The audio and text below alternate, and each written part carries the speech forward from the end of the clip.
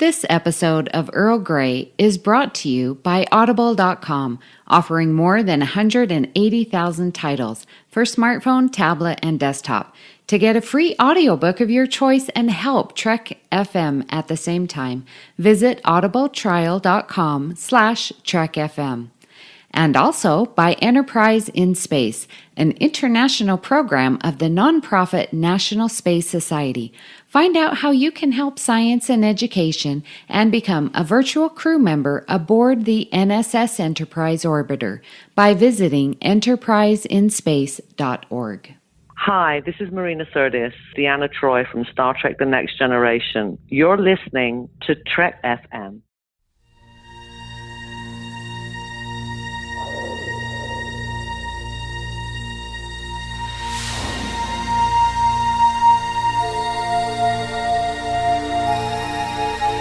Tea Earl Grey hot.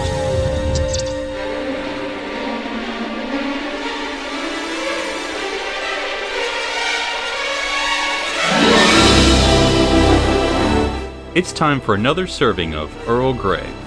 I'm Philip Gilfus, sitting in the center seat, and I'm joined at the Aft Science Station by Lieutenant Darren Moser, Chief Executive Officer of Radishes, Spores, and Mushrooms Research. Darren, how goes your studies? You know, my collection of Mords funguses and spores is doing really well. The radish drive, let me tell you, Philip, it is the future. It actually goes really slow, but the gear ratio is amazing. So I think 20, 30 years tops, we're going to have a working prototype. Just you wait. And it tastes terrible. The irony of Mr. Broccoli working on the radish drive, I appreciate.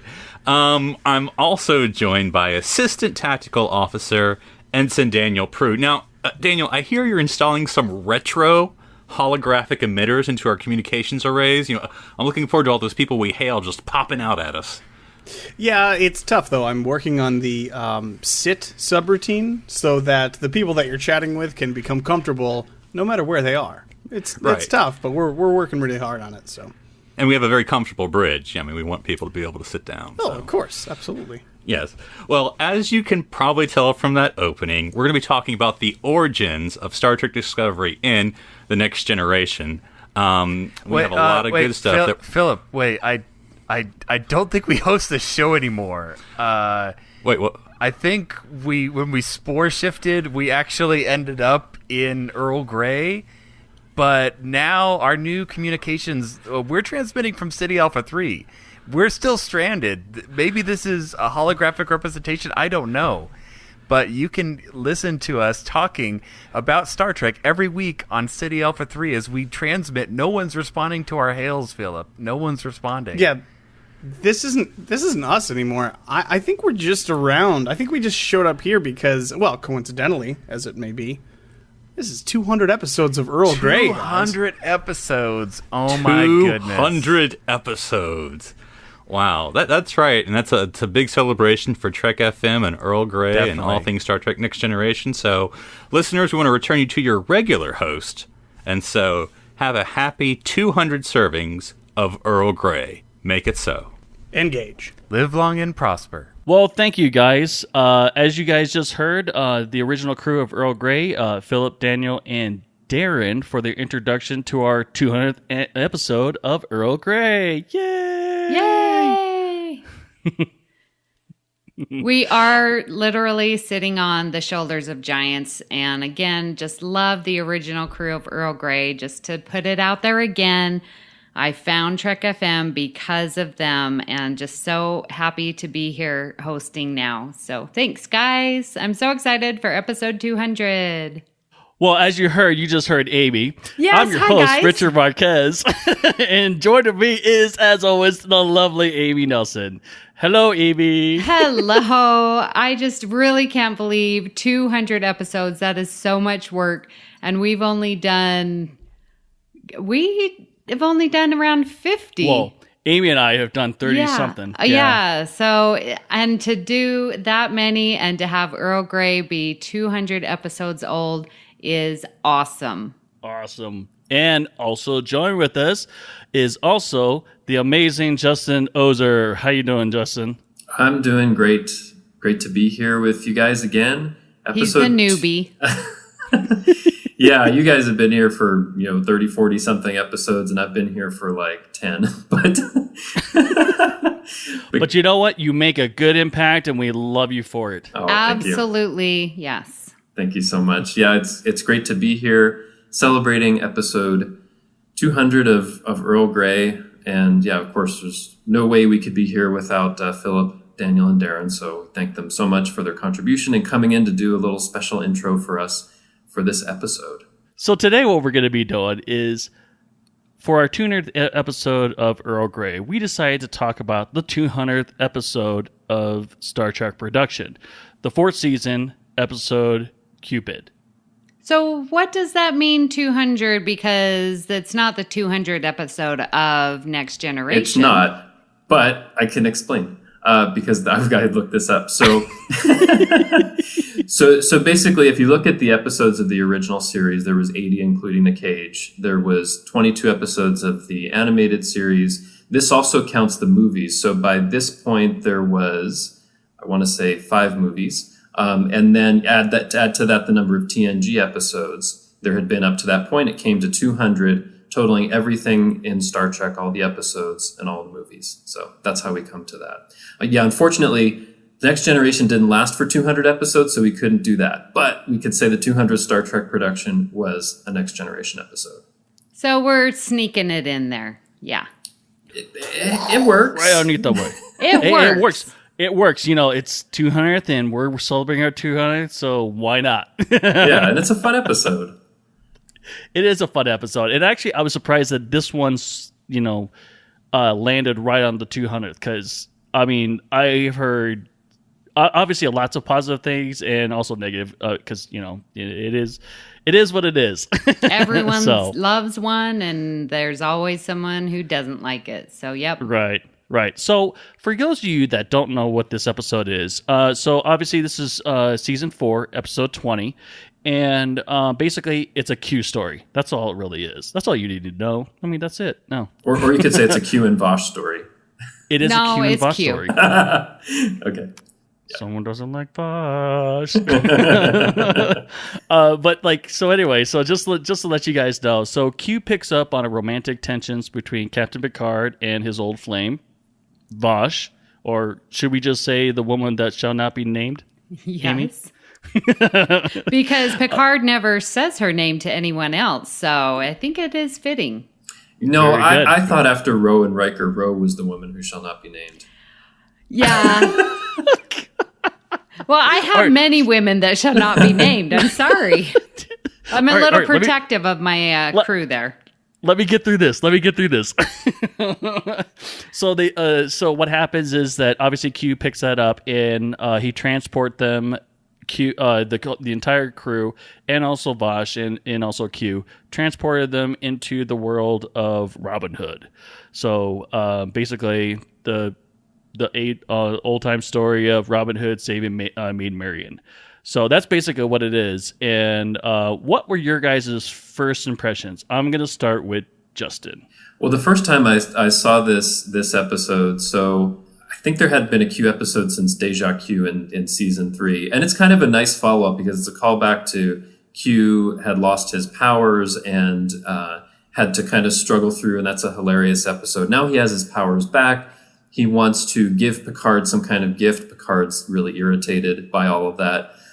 It's kind of a fun episode all around. I think as I said in a previous episode, I'm not the biggest fan of Vosh, but I actually like her more here than in Captain's Holiday. I feel a little more sympathetic to her because what's really crazy is that it's a really funny episode, but at the same time, there are times when Q's sitting back, having something to eat while he watches, Picard and the crew fight for their lives. He's amused by them having this danger and almost dying, so it's a little weird in that way, but I enjoy it. It's kind of a fun take on Robin Hood. And I think it's fun overall, and rewatching it, I enjoyed it again. Actually, I was rewatching this episode today, and I was talking when Jennifer and I were both watching it, and I was telling her, yeah, I've been to Sherwood Forest and I've been to Nottingham Castle, And I was like, it's nothing like that, because like I remember and this was like, oh man, early 1990s sometime, and we went up there as a family trip and everything, and at that time I think Robin Hood, the one with Kevin Costner, Robin Hood, Prince of Thieves. Yeah, you go. That actually came out a couple months after this episode, and I think that's one of the reasons why they did it. Did it really? Yeah, oh, okay, yeah. Right on. Well, we've seen that movie several times, and my sister and I and my dad were all watched it, and thinking that it was gonna be this huge forest, and where you can hide and everything, and nope. I was like, it's like they hid in this and they couldn't find them. Really? But obviously, it's a little bit more urbanized than it was than it is today, because we're kind of disappointed with it. But then again, we're kids, so not realizing the farms and urbanization and all that kind of stuff really took out most of the forest. So, but yeah, back in those days, I'm sure it was heavily forested. Yeah. Well, and here you get a setting that's very much like what you might find in Southern California for, different trees and brush. You're ruining the illusion, man. Anyway, what'd you think, Amy? Well, I think it's a very fun, lighthearted episode. And when you look at season 4, like this is, next gen, just firing on all cylinders. Many, many people love season 4. And as I was looking at the episodes that came just before Cupid, First Contact, Galaxy's Child, Night Terrors, Identity Crisis, The Nth Degree. These are all pretty heavy topics. And then we get Cupid. And I think it's just a breath of fresh air. It's very light. It's not too heavy. There are a couple things that we'll talk about, later. But as far as my initial thoughts, man, it just is so fun, and to see them. We always love. This is like a holodeck episode, but not in the holodeck, right? Because now they're in Sherwood Forest, but they get to dress up and they're in a different, atmosphere and environment. And you can see, I think, that the characters or the actors really enjoy that as well, because they seem to be lighter and stuff like that. So it's just a super fun episode, in the midst of such heavy topics to be discussed. And the one after Cupid is the drumhead, and that's another heavy, episode. So I think I love Cupid, and it's just fun to pop in to watch. It's really fun. I'm kind of curious about something. You were talking about it not being on the holodeck, and I hadn't thought about this. Like, where does Q actually send them? Because I don't think he's sending them back in like Earth history, because it's kind of a fictionalized story that maybe is based on a little grain of truth. But like, where is he sending them?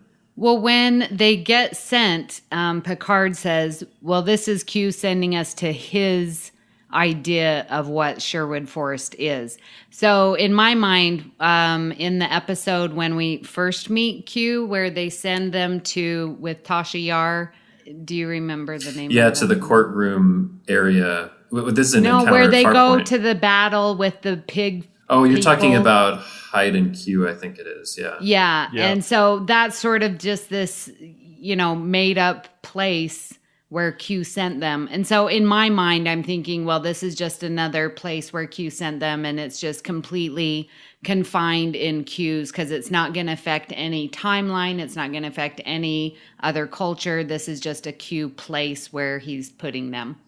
Like a little holodeck or room inside the Q continuum or something. Yes.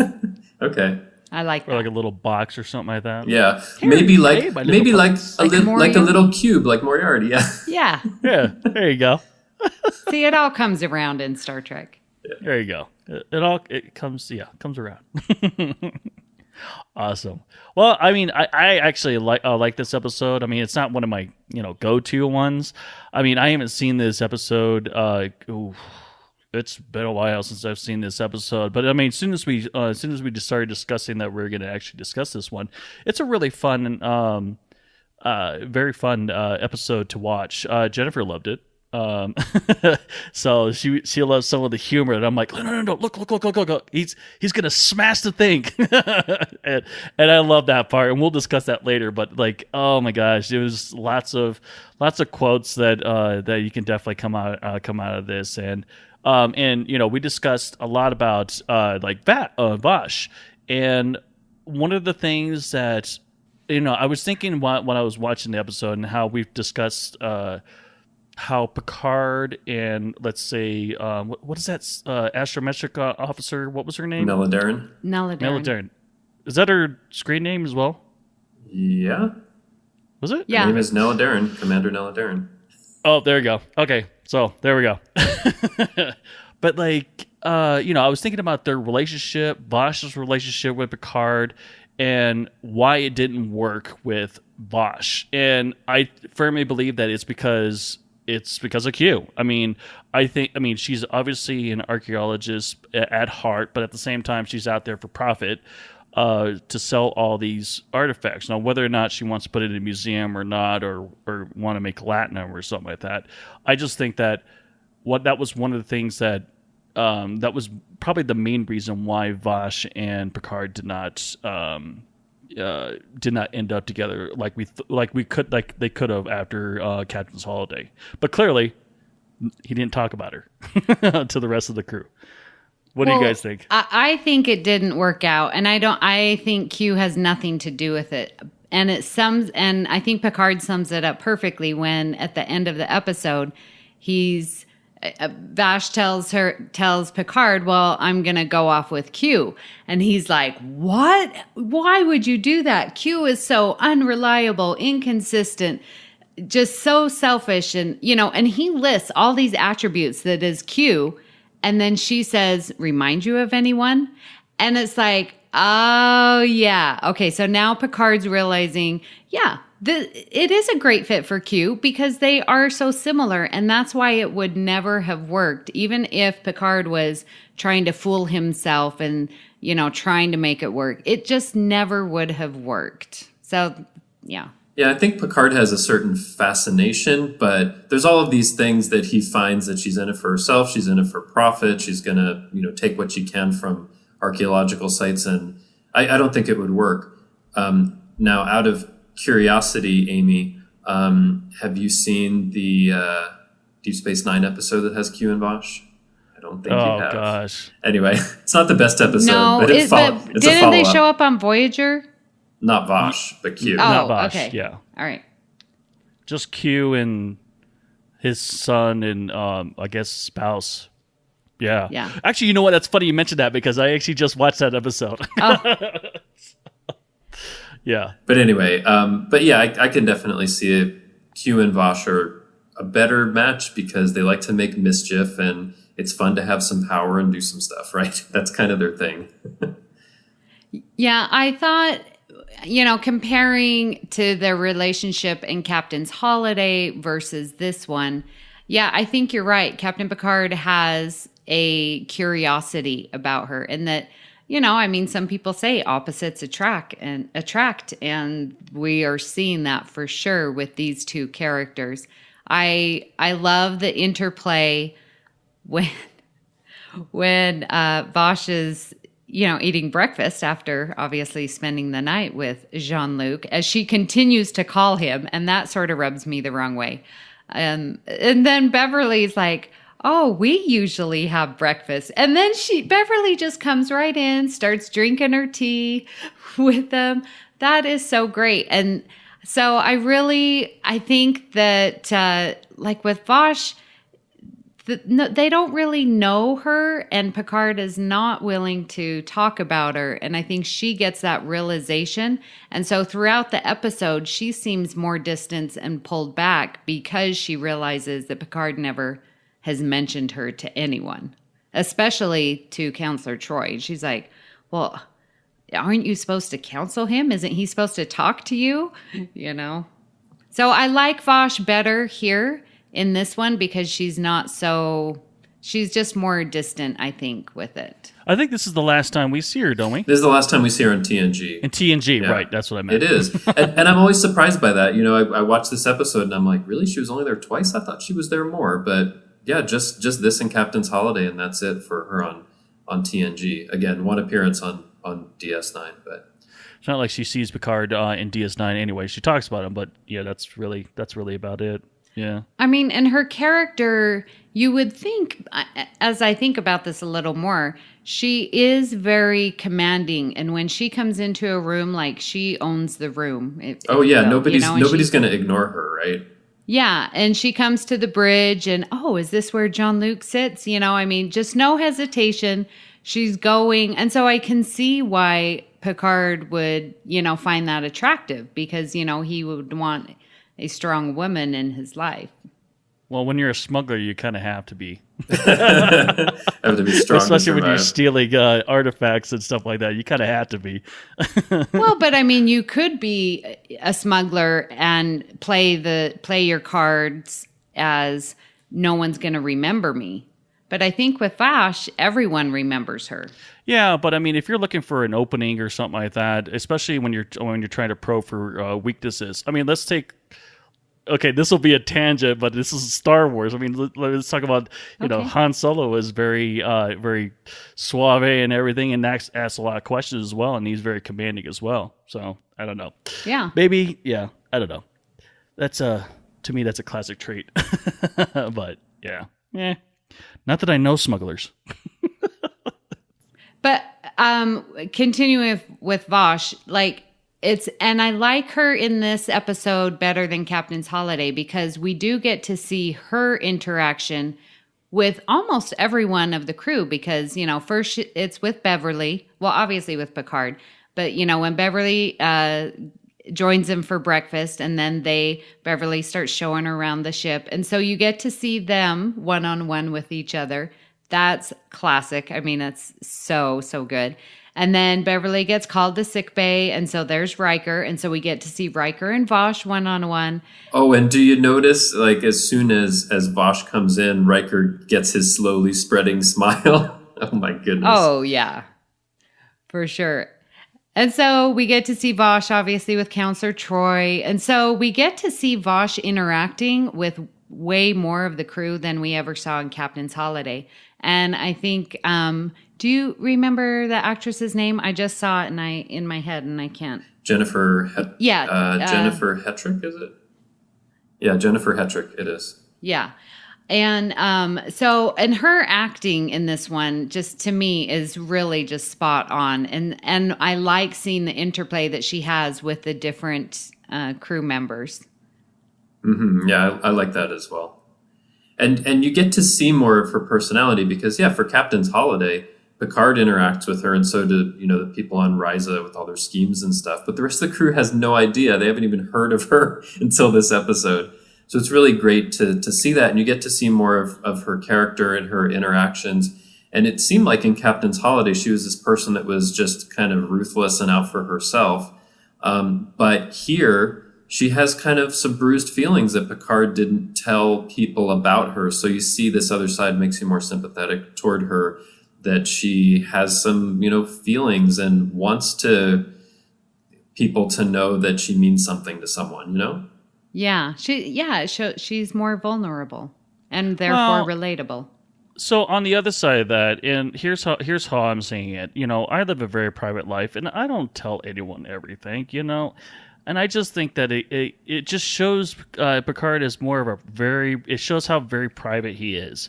I mean, not saying that everyone in his crew, it doesn't know anything about in his life, obviously the Borg and everything, and he gets oh wait, did it happen? No.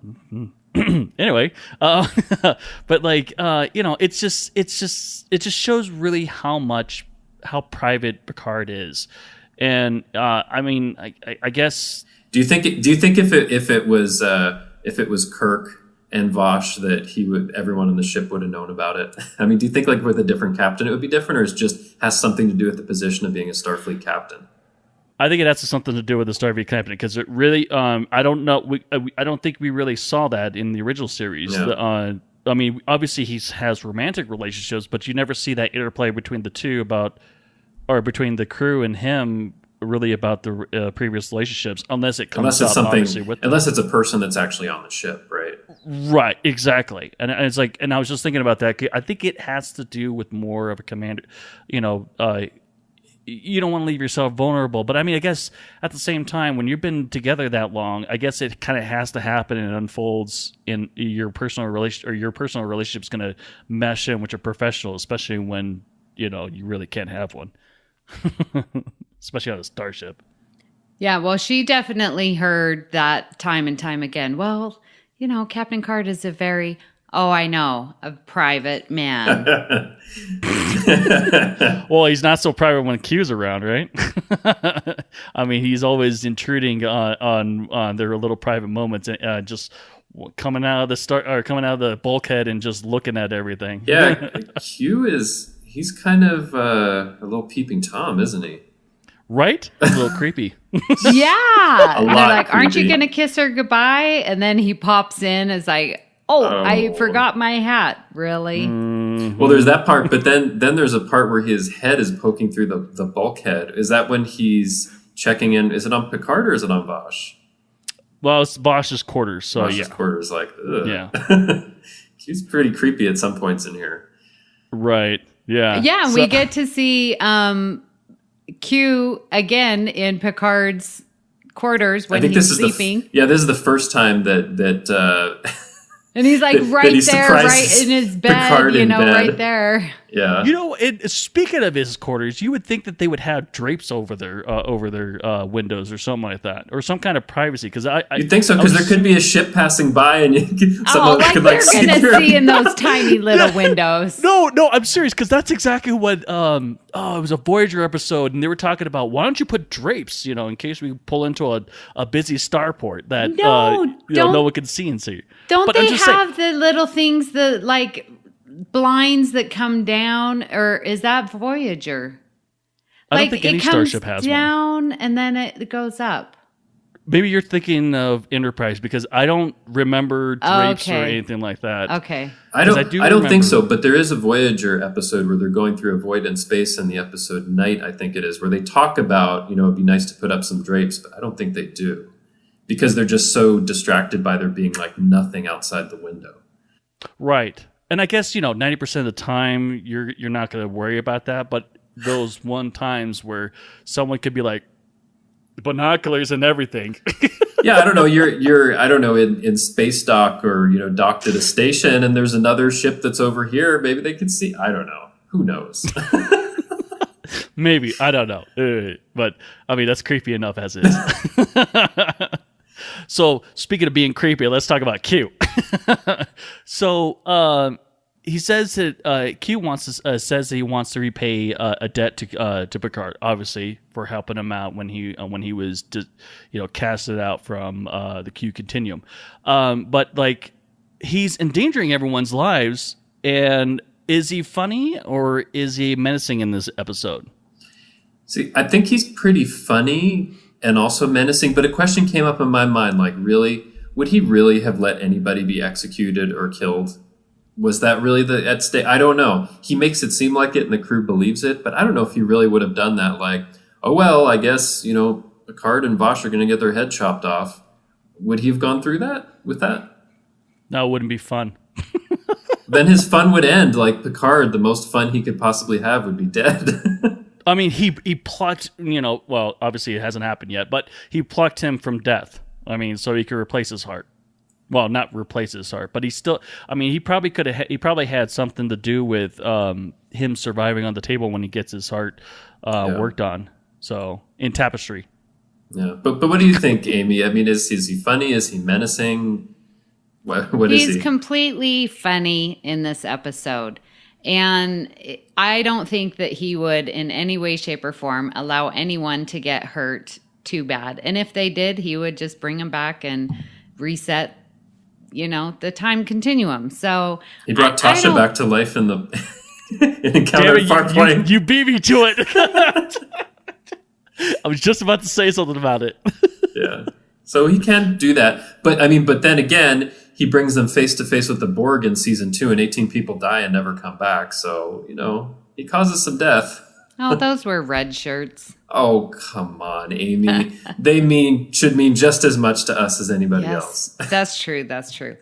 Well, I think in Q Who that there was a purpose for that. And so I do think that there is a purpose in Cupid as well. And so I guess we can talk about it now, because he is trying to tell Picard something. And that's what I like about Q, is you look at each of the times that he is on the episode, and especially at Encounter at Farpoint, and then most especially, if I can say that, at All Good Things, where it's like in All Good Things, Q is trying to push Picard, to see beyond right now, and that's why he did the 3 times and da-da-da. But in this one with Cupid, he's like, I'm trying to teach you, this is where you're vulnerable. And again, just looking to yourself, and it's like, where is it that you can improve? Where are you vulnerable? And what can you do to protect yourself? And I just feel like Q is trying to tell Picard something, as he does in almost every episode. So what do you think? Do you remember that scene I'm talking about, where he's like, you're vulnerable? And Vosh found it. And then she steps up and was like, no, he's not. This is what makes him a great guy, type of thing. So I don't know. And does love make you vulnerable and therefore susceptible to, being overcome or losing your power? It's interesting you mentioned that he's bringing some lessons to each one. It's almost like Q the teacher, like he's there to help teach a lesson, or in some ways, guide Picard to being a better human being. The inappropriate teacher. Well, and I guess now I sort of do that after my Q reading the Q books, and you have read them too. It's like, Q, this is Q's little domain after reading the Q trilogy. Which one, Q Continuum? Yeah. Okay. Well, and that gives a good explanation, like that, for why Q has this special relationship with right. humans. So yeah, I could see that. And he's coming there.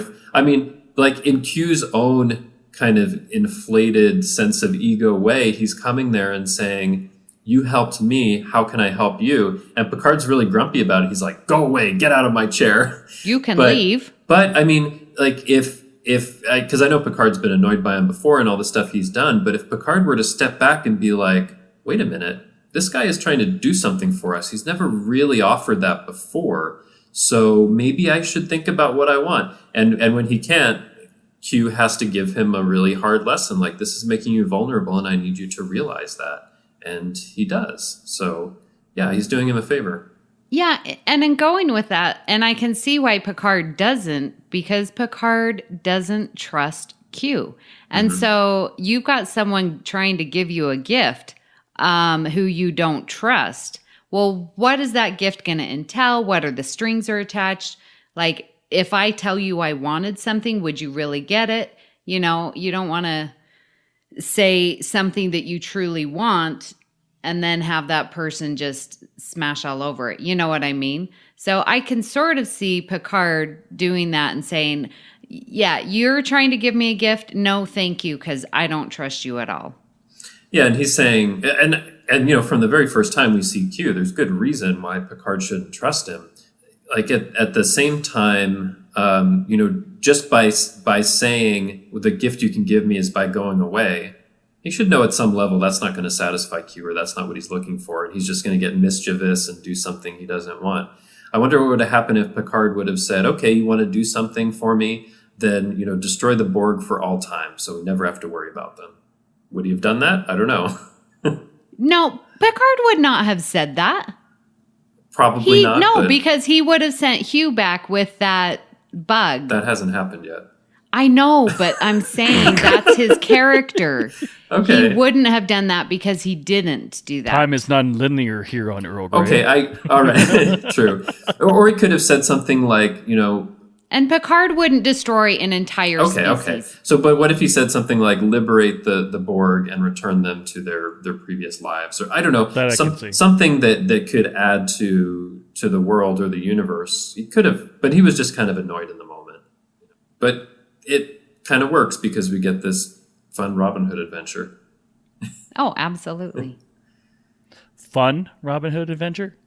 I mean, some people didn't like it. Well, I know not everybody likes it. Seriously. But there's so many funny moments in this episode. Yeah, no kidding. I mean, definitely one of my favorites is obviously when Geordi's trying to. Obviously, he's making. He's playing it badly. Very badly. It's like a harp? a lute or something like that. Yes, a lute. There you go. So he's like playing it, and it even it kills me in my ears. I'm like, oh, it's terrible. Don't do this to me. And then of course, just like any other Star Trek fan or anyone would have came up and just smashed it. Yeah, but then Worf hands it back to him. I'm like, dude, that's hilarious. Yeah, why even apologize? You're not sorry. And he didn't even protest. It's like, okay, yeah, I know I suck. He's like, I'm terrible, and you're much more powerful, so I'll just accept that. Yeah. I love that. Okay, so another funny moment, which I'm going to bring up, where Counselor Troy is shooting the arrow and bam, right into Data. And he just she's like, oh, I'm so sorry. He's like, I'm functioning fine. That's okay. No, what he says is, don't worry, Counselor. I believe your aim is improving. Yes. And I love that. Like, her aim was worse than hitting Data straight in the chest. So speaking of Troy, so when they were assaulting the whole entire castle and everything, so did you guys take a look at Beverly Crusher's face when she smashed that plant on that guy? No. Like, she was thoroughly enjoying it. And she just smashed it, and you could see the thrill in her face. Yep, as she goes off camera. Yeah. Troy didn't even look like she looked, oh, I'm sorry. Like, she was about to say, I'm sorry. I'm like, well, that takes away from it. But yeah, it's like she thoroughly enjoyed hitting that guy with the plant. Yeah, Crusher crushed it. Ba-da, boom. Yeah. And that's it for Amy. Don't forget to tip your waitress. I'm here all night. I kind of wish, though, that instead of hitting people with potted plants, that they really knew how to fight. But oh well. Well, at least they had helmets on. That's true. But I mean, I think they were kind of going all the way with the Robin Hood kind of story, and that's the kind of thing that a woman would do in a Robin Hood story, right? Probably. Maybe. Yeah, maybe not. Well, am I not familiar enough with the original story? Amy's giving me like a really a glance. No, I don't know. But it's fun. You know what one of my favorite moments is in this episode? So at the beginning of the episode, Q has come to ask, what Picard wants. And he says, I would have taken my own life, but for you. And Picard says, we all make mistakes. Yeah. Oh, I love that so much. I almost fall out of my chair laughing every time I hear that because there's a great Picard one-liner. We all make mistakes. Yeah, and that was right after, Q had asked him if he wanted a big hug and asked him, don't stand there, say something. And Picard just says, get out of my chair. I just love their interaction because Q irritates him. Picard comes back with some scathing line. It's so funny. Absolutely. Yeah, definitely a lot of funny moments. Well, but Richard, how can we not mention probably the most famous funny moment of this episode? Yes, how can we? I am not a merry man? Yes, it is. Yeah, there you go. Yeah, definitely. I love that.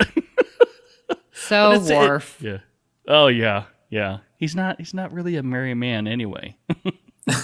Well, when he's drinking with his other Klingon friends and all that, he is. But not when you put him in some ridiculous costume.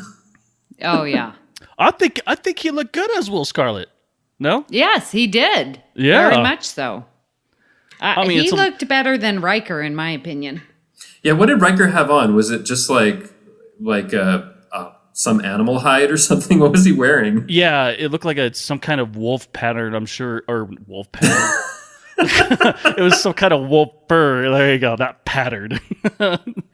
He looked like that he had gained 20 pounds. I don't know what. He just looked extra big, and maybe there was like some padding because he was supposed to be Little John, right? Who's the big guy. Yeah. Right. But Riker doesn't get to do much in the episode, does he? No. Well, he's also very tall. You know, he's Yeah. probably like he's probably the 1% that are even that tall anyway, or especially in that time frame. Yeah. So I don't know. You know, malnutrition. You know, and all that. Amy, did you like Troy's outfit? I'm assuming you did. Yeah, she looked really good in it, for sure. Way better than the goddess of empathy.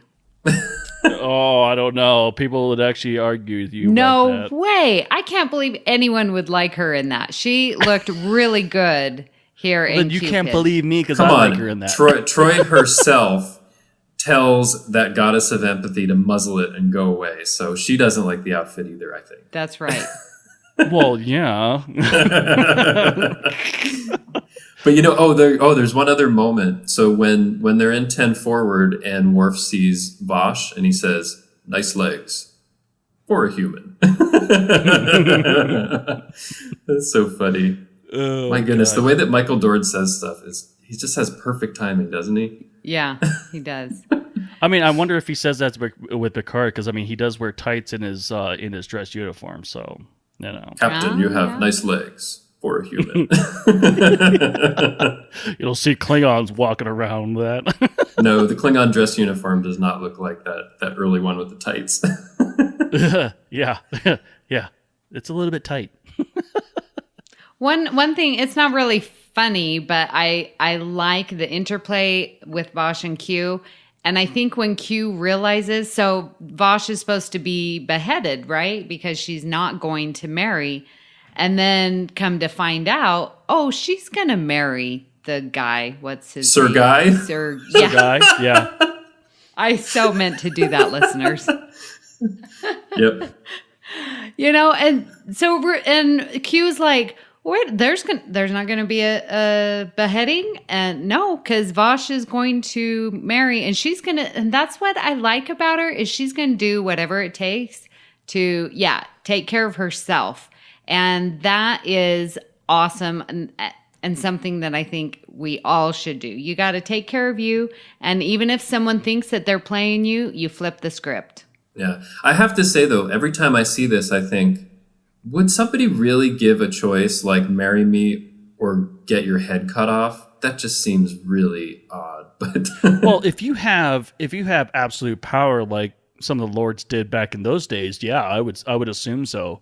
I mean, in a sense, I guess Maid Marian would be like a trophy. I mean, I guess if we think of like a historical precedence, you know, Henry VIII chopped off the heads of some of his wives because they didn't have children for him. Is that right? Exactly. Yeah. no, and that's it what was I was because thinking. it was because they were getting he was getting daughters and not sons. Oh, because he was getting That's daughters why and not Edward sons. the First was because Edward was the Okay. first son. Yeah, that's pretty cold blooded, and That's my freaking living in England knowledge. But yeah, I mean that's something that actually happened like 500 years ago. So okay, all right. I guess it's possible. I think there's coercion. Yeah. Well, so you know, a question that Jennifer and I came up with when we were watching Vosh, you know, interact with Sir Guy.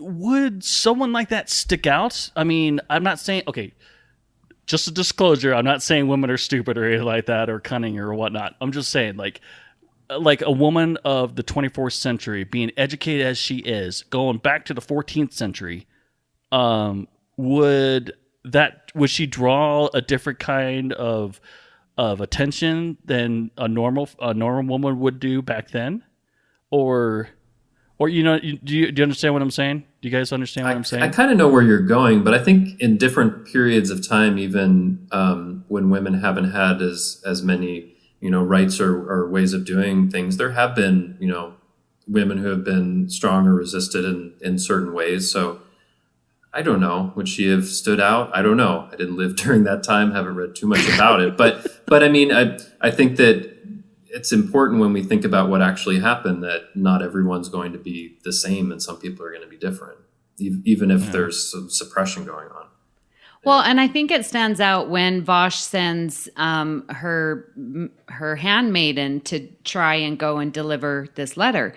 You know, Vosh is like, you need to go deliver this. And the lady's like, no, it's too dark. I can't do that, you know, so that timid, you know, and I think that her character just would be like, well, this is what has to be done, whether she is in that time period or in the 24th century. I think she is who she is. Yeah, but also the role that she has is probably someone that's higher in society than this handmaiden and can give out those kinds of orders and is used to people doing what she would want to. So I sometimes it can be like a difference in what's expected of different classes, you know? Mm. Yeah. Or maybe that was typical for a noble woman. I don't know. I don't know if they actually got schooling or not. It depended on the time period, I think. Yeah, that's true. Yeah. So, all right. So, final thoughts, Mr. Justin. What'd you think? Well, it was fun taking a look at this episode. You know, when we were coming up with this idea, I was like, please, I hope episode 200 is really good and it's not something god-awful. So there's nothing god-awful in Next Gen. No, but there's got to be... Okay, let me look at the list. No, that's season 1, dude. Oh, no. You mean like in season 4, something that's awful? I'm sure we could name something. I know, you're a fan of everything. That's fine. We've done Unsung, and so every episode deserves a little love. Even Aquiel. That's right. Or it could. I mean, looking at some of these episodes. I mean, yeah. I guess. It landed really well in the season. So I guess. Yeah, if it was like there was an episode in season 3 or something like that, I think we'd all beg to differ that there might be some not so great episodes. But like, how awesome would it have been if it landed on Darmok? Oh, now we're going to play the what if game. I'm just saying. What if the original series went for 5 seasons and the 200th one was... But anyway, it was a really fun episode. I'm glad that we talked about it. I always enjoy watching it. It's a really fun, Q episode. Vosh is, I think, more sympathetic, a better character in this episode. There's some funny lines. There's some great stuff to think about. It's a nice period piece. I mean, there's all this stuff that comes together in it that works really well. So I really enjoyed this, and it's just a really fun episode that I'm glad we got a chance to talk about. Amy? Well, at the time we're recording this is a school day for me. So in preparation, I wanted to watch the video, but I didn't have any time. So during my prep period, I just put it up on the big screen. I projected it on the screen and had the whole sound system going. So it was just you in a classroom watching it on a big screen? Yeah. Wow. Oh, that's awesome. Through the speaker system, because we have speaker systems, at my school. And so, but it was funny because, people come in and out. I, of course, had my door closed. Oh, there were people coming in? Yeah. So did you have like the speakers up like really loud or something like that? A little bit, because yeah, of course, it's Star Trek. And so it was funny because that's not your typical Star Trek environment. They're out here in the forest in these weird costumes. And so people would come in and they're like, well, is that Star Trek? And I was like, yeah, that's Star Trek. So they're like, well, what are they doing? And so I got to explain a couple of times, to people what the episode was and why it's so weird and not your typical, Star Trek Next Generation episode. And so for that, I just think it's a great episode. It is so different. You can say Cupid, and anyone who knows anything about TNG knows exactly what it is. It's not an episode that people are going to forget, because even me, and I love TNG, like you say an episode and I'm like, oh, now which one was that? This one is very memorable. And it's got so much good humor. You can see the characters really interacting one with another, having fun. I really enjoy this episode, and I'm glad that it is 200 and that we get to talk about it for 200th episode of Earl Grey. So since we're talking about our days that we're recording, I'm actually suffering from a hangover from my beer fest yesterday. But anyway, no, but like definitely this episode. I mean, watching it back when I watched it, it was a great episode. I thought it was fun, exciting, and it was a great adventure. And, like I said, I mean, it's not one of those ones I just pop in because I want to.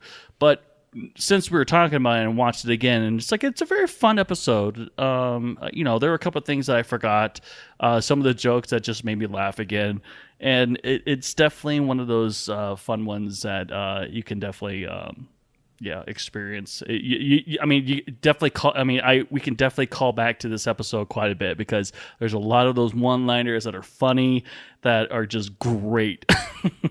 So, definitely good episode. Yeah, and I mean, how many hundreds of times have you seen a meme with Worf saying, "I am not a married man"? A lot, exactly. Right? It's one of my go-tos. Yeah. Definitely. Well, it has been so much fun talking about Cupid in the 200th episode of Earl Grey, but that isn't the only thing we've been talking about here on the network. Here's what you might have missed elsewhere on Trek FM. Previously on Trek.fm, The Edge, a Star Trek Discovery podcast. For an opening episode to get that relationship, like you could see that crew really had been working together for 7 years, which is so not normal for a launch for a first episode, right? Because you've got the odds, but they seemed to have working forever together. The camaraderie that they had, the trust that they have with each other. To the journey! And then, they're all up on the bridge and everyone's like, oh, what's B'Elanna doing with her day off? And Tom's like, oh, she's binge watching Bill Nye. She's been there, in her PJs since 8 o'clock this morning. I can picture her. She's been watching Bill Nye all day. Tom comes home and she says to Tom, Tom, have you ever thought about wearing a bow tie? That look good. But if he's on the bridge and says all that, would Captain Janeway know who Bill Nye the Science Guy is? Yeah. It's Janeway. The 602 Club. So I graduated from high school in 1984. So this film came out in my, sophomore year in high school? So that was like prime formative years for me. This and Mad Max were the R-rated movies that me and all of my friends wanted to go see. Meta Treks. It knows to point that out and say, that's red. It will correctly identify the red shirt as red, but really perceives it like we perceive blue. I knew Kirk should have wore his green tunic when he went to fight the Gorn. Yeah, it would have made all the difference. It would have made all the difference. And that's what else is happening on Trek.fm. Check out all these shows and join the conversation about your favorite corner of the Star Trek universe and beyond. You'll find us wherever you get your podcasts. If you're an Apple user, be sure to hit the subscribe button in Apple Podcasts on iPhone, iPad, or Apple TV, or the desktop iTunes app to get the latest episodes as soon as they are published. And please leave us a star rating and written review. If you're not an Apple user, we've got you covered as well. You can find our shows on Google Play Music, Stitcher, TuneIn, Spreaker, SoundCloud, Windows Phone, in most third-party apps, and you can stream and download the MP3 file from our website and grab the RSS link. We'd love to hear your thoughts on today's show, and there are many ways for you to do that. The best place is to join the larger conversation on the Babel Conference, our listeners group on Facebook. Just type Babel, B-A-B-E-L, into the search field on Facebook, and it should come right up. If you'd like to send us an email, you can use the form on our website at trek.fm/contact. Choose to send to a show and select Earl Grey. That will come right to us. You can also find the network on Twitter at TrekFM and on Facebook at facebook.com/TrekFM. So Justin, where can people contact you? Well, you can find me on Twitter. I'm at TrekFan4747, where I tweet about nothing but Star Trek. Currently tweeting out my Season 3 TNG rewatch. And you can also find me hanging around the Babel Conference on Facebook. Richard, where can people find you? Well, people can find me not galloping in Sherwood Forest right now, but I am also on Facebook. I pop in here and there on the Babel Conference. And also, I am on Twitter, and my handle is xransom. And just to let you guys know, I turned my notifications back on, so now I'll start responding faster. Very good, Richard. Right? Very good. So I've actually been tweeting more about the Orville and other things. So we'll see if we can get that. So, Amy, where can people find you? Well, you can find me here on the network. I am co-hosting on The Edge, and I co-host with Aaron Harvey, Michael Schindler, and Brandon Shea Mutella. I do a little mini show called Postcards from The Edge, where we talk nothing but fan response. So I'm really enjoying that and hearing what each of you who's on the Babel Conference or Twitter get to think about the newest Star Trek Discovery. I am also on Twitter at Miss Amy Nelson, but my favorite place is on the Babel Conference. Now, guys, we have a lot going on here at Trek FM, and it takes a little bit of money to produce and to host and to distribute these shows each month. And if you would like to help us keep all of our shows coming to you each week, please consider becoming a patron of the network at Patreon. You can visit patreon.com/TrekFM, patreon.com/TrekFM to get all the details. There's some perks, and you can donate at any level that you would like. Perks include early access and exclusive content, producer credits, and so much more. And in fact, that's where I started on the network, was on the Patrons Roundtable. And Justin, you started there too? I started there as well. My very first podcasting experience was on the Patrons Roundtable last year. It's an amazing thing to take part in. And I hope that more people, donate at the level to be able to be a part of that. It's a really great experience. Yeah, if you're interested to get more involved in the network, that's a great way to get your foot in the door and to talk to everyone who's there on the roundtables. It's really a lot of fun. So you can do that there. And we have, at the $25 level, associate producers. And we have some amazing associate producers. And that would be Norman Lau, Justin Ozer, and Michael Huter. Thank you so much for supporting Earl Grey. And please consider donating at patreon.com. So join us next time for another cup of Earl Grey. Great joy and gratitude. We all make mistakes. Nice legs for a human.